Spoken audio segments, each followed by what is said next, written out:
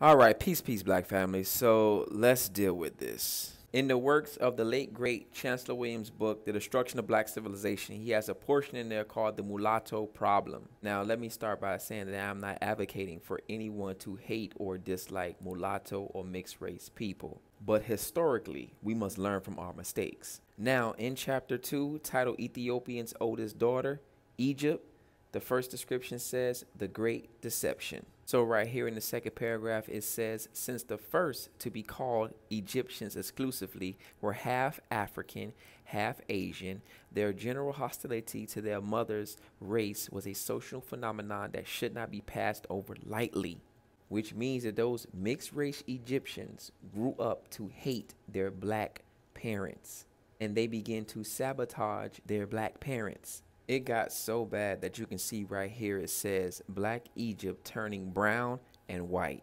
We can literally see history repeating itself right now today.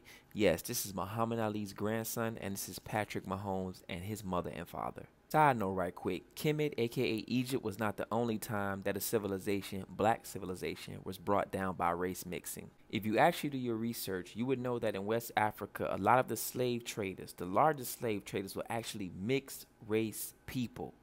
There's a great book on that called Daughters of the Trade. These were African, dark-skinned, mixed-race women who called themselves signaries. Some of these signary women owned massive plots of land and a whole bunch of slaves.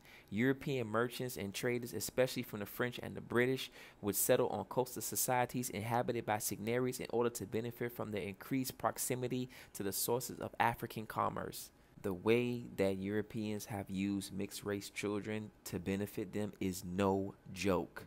And I'm sure that even with all the information I have provided, some black person still gonna come up here and say something like, well, I feel like your feelings don't matter in the face of the truth. In conclusion, I don't even want to get started on how this affects generational wealth, genetics, community. It's a lot that comes along with it. But until we truly study and learn from our history, we will continue to repeat the mistakes of our history.